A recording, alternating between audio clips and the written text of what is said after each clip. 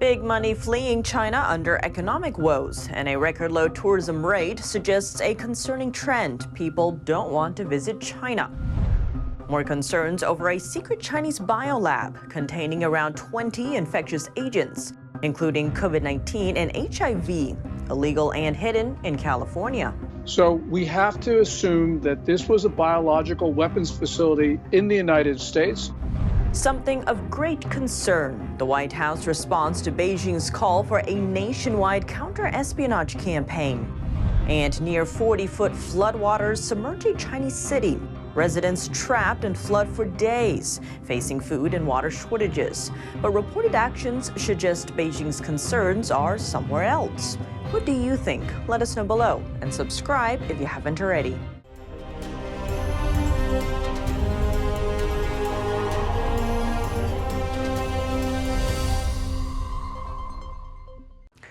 Welcome to China in Focus. I'm Tiffany Meyer. Investors are fleeing China. That seems to be the trend as Beijing struggles under economic woes. Foreign direct investment in China now 1/5 of what it was last year. China saw a meager $20 billion in direct investment in the first quarter, compared to $100 billion last year. That's according to research firm Rhodium Group after analyzing official figures. To make matters worse, China is seeing record low tourism.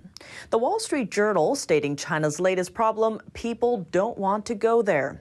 In a slow post-pandemic recovery, the country clocked just 52,000 visitors in the first quarter of this year.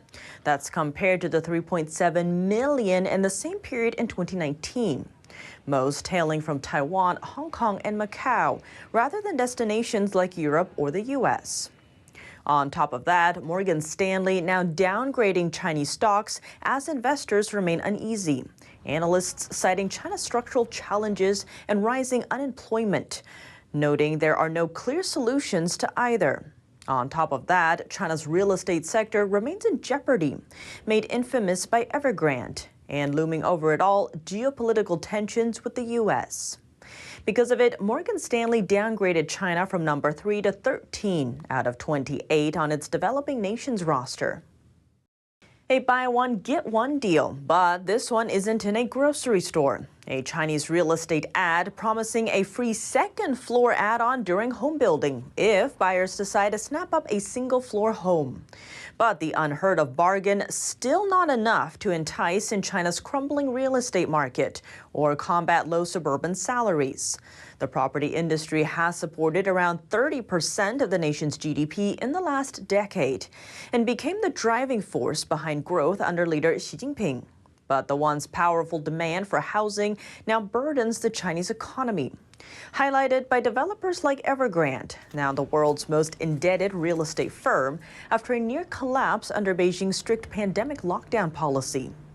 But the most visible symptom, half-built, unsold, or abandoned housing projects across the nation. Property sales by square area plunged almost 27% in 2022, dropping even further this year. Experts say it could take more than a decade to use up the excess housing, and the stakes are high, as a complete breakdown for Chinese real estate could easily spell disaster for the country's economy. We'll keep you updated as the situation develops. A secret lab with around 20 potentially infectious agents inside, including COVID-19 and HIV. More concerns are rising over the illegal Chinese biolab discovered in a California warehouse. China expert Gordan Chang says there are undoubtedly more of the labs on U.S. soil. NTD's Jeremy Sandberg has more about Chang's take on the discovery. Fresno County authorities first discovered the unlicensed laboratory in Reedley, California in March. Officials closed the site at the end of May. The lab was operated by Chinese medical company Prestige Biotech. It contained at least 20 potentially infectious agents, including the CCP virus, HIV, hepatitis, herpes, E. coli, and malaria. Roughly 1,000 white lab mice were also found. China expert Gordan Chang told NTD's Stefania Cox it would be safe to assume more labs like it exist in the U.S. This has been called mysterious, but we know enough, and we have to be extremely concerned. This lab was supposed to be making COVID-19 and pregnancy tests, but they found a lot of things in the lab that are inconsistent with that explanation, including at least 20 agents for various diseases.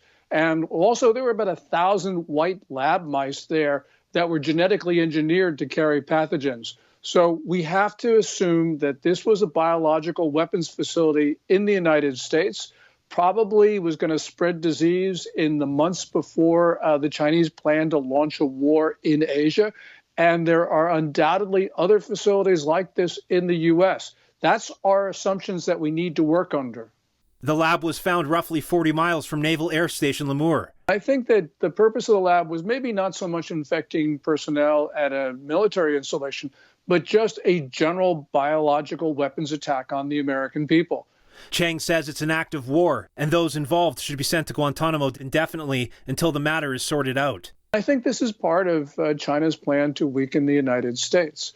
With regard to COVID-19, I think it was genetically engineered, maybe 98, 99% probability of that. But Steph, there's something that's 100% certain, and that is that once this disease got out into the Chinese population, Xi Jinping decided to spread it beyond China's borders. You know, at critical times in December 2019 and January 2020, they lied about transmissibility. They told the world it was not contagious when they knew that it was. And while they were locking down their own country, they were pressuring others, especially the U.S., to take arrivals from China without restrictions. You put those two things together, and the only conclusion is they wanted to spread this disease. Now we find this facility in Reedley. They want to spread another disease. A federal criminal investigation into the lab is ongoing. Jeremy Sandberg, NTD News. The White House has something to say about Beijing's call for a nationwide counter-espionage campaign. State Department spokesman Matthew Miller said China is encouraging citizens to spy on each other, calling it something of great concern. We are closely monitoring the implementation of China's new counter-espionage law, as we have been, which, as written, greatly expands the scope of what activities are considered espionage. In addition to being concerned about these new reports, we remain concerned about the risk of arbitrary arrest and detention. China's spy agency on Tuesday urged citizens to participate in counter-espionage work, including to set up channels for people to report suspicious activities, plus rewards for so-called whistleblowers. A journalist in Zhuozhou, China, spoke to Voice of America about the news, saying that the nationwide anti-spy campaign seems to lay suspicion on foreigners as potential spies, fostering hostility. That's amid escalating tensions between the U.S. and China. She pointed out that a comparable campaign occurred during the Cultural Revolution that took place from 1966 to 1976 in China, a period of political and social chaos in the country. At the time, family members and neighbors were encouraged to report on each other for beliefs or actions that went against state mandates, creating tension and fear and enhancing the Communist Party's control over society. Back to the modern counter-espionage campaign, Beijing officials suggested the Chinese system must make anti-spying work, quote, normal for the public to do.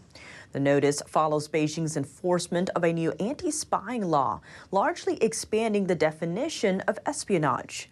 The State Department issued an updated advisory last month, warning U.S. citizens to reconsider travel to mainland China. That's due to the risk of wrongful detention. The State Department said Secretary of State Antony Blinken raised the issue during his recent meetings with Chinese officials. Are Taiwanese military officers spying for China? One serving lieutenant colonel, as well as 4 more retired military officers, detained or investigated on suspicion of leaking military secrets to China. But there's more. According to earlier court records, at least 21 officers with the rank of captain or above have been convicted of spying for Beijing.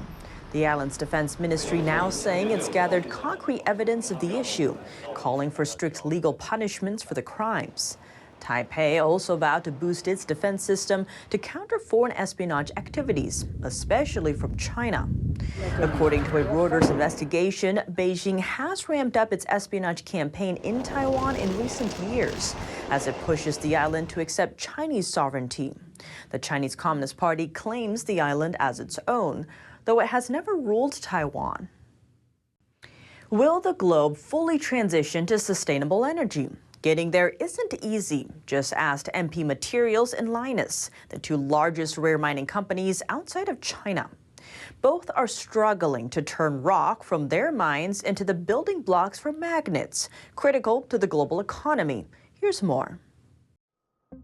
Rare earths could be the key to a transition to green energy. The rock from these mines are turned into building blocks or magnets that are used in everything from iPhones to Teslas. And Beijing has a dominating hand over them.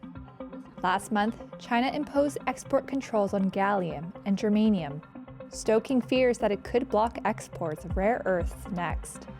So, what would happen then? Experts say China has a stranglehold on the key group of 17 metals needed for a clean energy transition.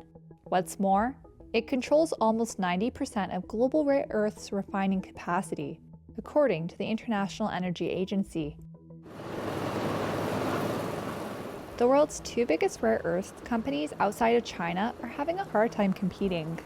Australia's Lynas had plans to build a U.S. refinery with a Texas-based partner, but that collapsed, according to sources. US-based MP had a goal of refining its own rare earth metals in 2020, but then COVID-19 hit. If projects continue to struggle, several economies could fail to meet their goal of cutting carbon emissions to net zero 2050 without Beijing's involvement. Analysts say crucial innovation is needed to break down China's dominance in the sector without sacrificing environmental quality. Tesla in May announced plans to make EV magnets without rare earths, citing environmental and health risks in the current process. Several other companies are working on new ways to process rare earths, but cleaner solutions are still years from production. Car makers relying on Chinese lithium for batteries, now with good reason to celebrate. The UK has given the green light for one of Europe's first large-scale lithium refineries. Soon, it's expected to start producing the vital material essential for powering electric cars. Here's the story. Lithium, an essential component of electric car batteries, could soon be refined in the UK. The project, run by Green Lithium, claims to have the potential to power the electric revolution and reduce the dependence UK and European car makers have on China and East Asia, where 89% of the world's lithium is currently refined. Onshoring that refining to the UK means that we've got a huge opportunity to decarbonise the process. Sean Sargent is the CEO of Green Lithium and outlines some of the firm's big ambitions. We're optimistic that when we start operating, it will be at a quarter of the carbon dioxide production of a benchmark refinery that's producing the same material in China today. So how will that sustainability be achieved? Green Lithium says it plans to use low-energy processes, renewable electricity, hydrogen gas and carbon capture technology. It claims by doing so, its plant will have an 80% lower carbon footprint than traditional refineries. Global demand for lithium batteries is expected to surge more than fivefold by 2030, according to public-private alliance Leabridge, as more people opt for electric vehicles and energy storage systems.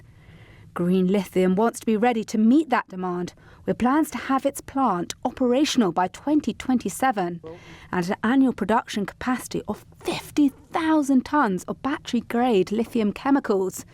That's enough lithium to provide batteries for 1 million EV car batteries. More news about frontline flooding in China. Excess runoff released from the city of Beijing now submerging large swaths of a city downstream. In the city of Zhuozhou, waters have reached as high as almost 40 feet, leaving much of the area hidden under dirty water. Hundreds of thousands of residents are trapped in the city, facing shortages of food and drinkable water, with ground transportation at a halt. On top of that, blackouts and poor cellular service has made it difficult to contact the outside world. The disaster has reached day 4. Looking at infrastructure, ruined bridges and streets have hampered rescue efforts. Aid as well as search and rescue teams are in high demand, but some local authorities have mandated that volunteers get special permission, a letter of invitation to enter the region. Experts also warn about the risk of building collapses, with numerous residential apartments partially waterlogged and sinking. But there might be more behind the floods than heavy rain. Officials in Beijing have a history of opting to save Beijing and other economic districts from disaster at any cost. Reports reveal that under official instruction, armed police force officers were seen opening dam gates near Beijing to release excess floodwaters, sending the runoff rushing towards the smaller cities around the capital. Despite that, the incident is said to mark a record for one of Beijing's most famous landmarks. Located in the center of Beijing, the Forbidden City reportedly flooding for the first time in 600 years. Now, the heavy rainfall over China is moving toward the northeast. Another big story to look out for, a unique feature offered up by a Chinese surveillance camera maker. Keywords like black, white, and yellow used to tag and track people as they appear in recorded footage. What does the technology mean for privacy concerns and human rights risks? That report and more coming up tomorrow on China in Focus. That's all for today's China in Focus on YouTube. We're now sharing a shortened version of our program here after being demonetized for 2 years. Here's what to look out for in our second half. Zhuozhou helped organize a pro-democracy protest in Tiananmen Square on June 4th, 1989. That's the day China's People's Liberation Army took aim at unarmed students with rifles and machine guns as they asked for democracy and better access to education. But what happened and what led up to the brutal clampdown? We speak to Zhuozhou, former 1989 student leader and China's human rights activist, for details. The full episode is available on our partner platform, Epoch TV. To sign up, click the link down below. Thanks for watching China in Focus. I'm Tiffany Meyer. See you tomorrow.